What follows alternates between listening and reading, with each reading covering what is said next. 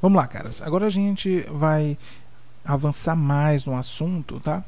E vamos trabalhar um pouco aí a equação fundamental da calorimetria, tá ok?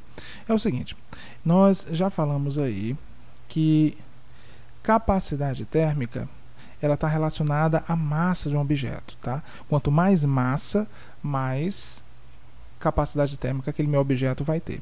A capacidade térmica ela não é uma característica do material. Então, vou botar aqui, ó, capacidade térmica não é característica,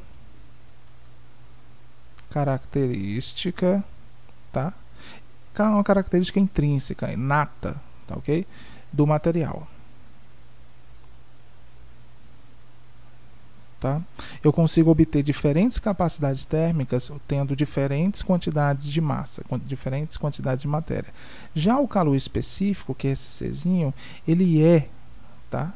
Vou botar aqui, ó, ele é característica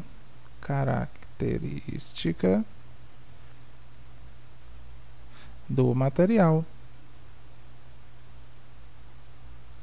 Tá ok? Então, tem materiais que naturalmente têm maior calor específico, ou seja, eles são piores condutores, e materiais que naturalmente têm baixo calor específico, então são melhores condutores, tá bom? O calor específico ele não depende da massa, tá? É uma característica daquele material. Não importa quanto material você pegue, daqui ele vai ter sempre o mesmo calor específico. O que vai mudar é a sua capacidade térmica, tá bom?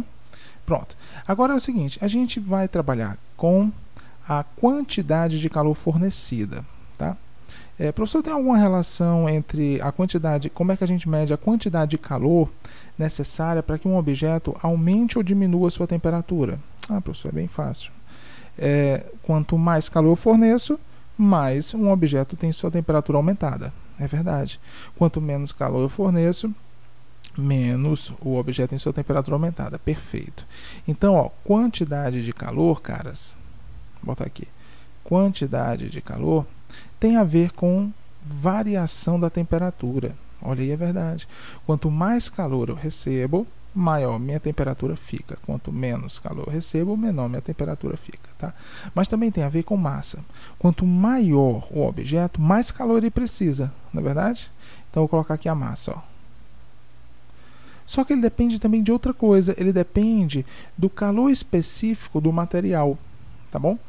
Calor específico, por quê? Porque quanto maior o calor específico dele, mais calor ele vai poder receber sem variar muito de temperatura. E quanto menor o seu calor específico, menos calor ele precisa. Então, também depende do calor específico.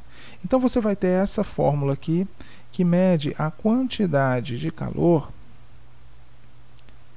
recebida por um corpo para que se mude uma certa variação, para que se mude uma certa temperatura. Tá ok? Então, ó, esse Q é de quantidade de calor, esse M é de massa, esse Czinho é de calor específico e esse ΔT aqui é de variação de temperatura, tá? Mas, professor, será que tem outra forma de eu trabalhar com essa fórmula aí? Tem, tá? Ela às vezes se apresenta de outra forma. Como é que ela se apresenta? Se apresenta assim, ó. Ou, tá vendo esse MC? Esse MC, se você prestou atenção no vídeo passado, ele é igual à capacidade térmica. Então, às vezes, a quantidade de calor ela é simplesmente a capacidade térmica de um objeto vezes a sua variação de temperatura. Então, quando você já tiver a capacidade térmica, é possível resumir a história calculando a quantidade de calor necessária para mudar uma certa temperatura dessa forma. Tá ok? As duas fórmulas são equivalentes. Só que essa daqui de cima tem uma forma de você lembrar, tá? Uma forma bem engraçadinha, que é assim, ó.